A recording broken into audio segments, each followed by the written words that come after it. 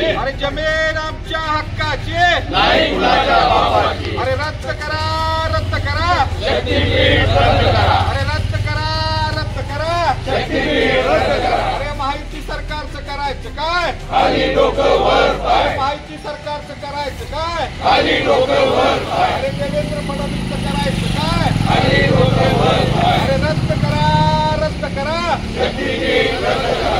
रद्द करा रद्द करा शक्तीपीठ रद्द करा.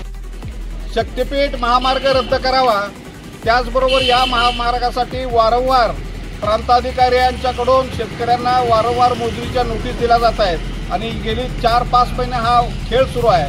त्यामुळे शेतकऱ्यांचा वेळ पैसा प्रचंड जातोय.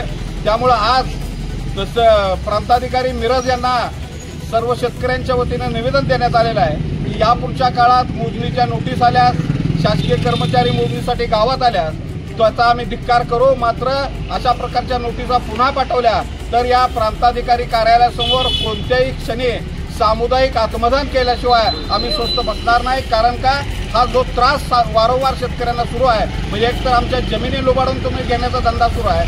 मुख्यमंत्री देवेंद्र फडणवीसांनी हे संरक्षण बदलण्याचा सुतोवाच केलेला आहे आणि तरी सुद्धा जर प्रांताधिकारी वारंवार नोटिसा देत असतील तर आम्ही सामुदायिक आत्मदान करू. अशा पद्धतीचा इशारा अशा पद्धतीचे निवेदन आज प्रांताधिकाऱ्यांना दिलेलं आहे.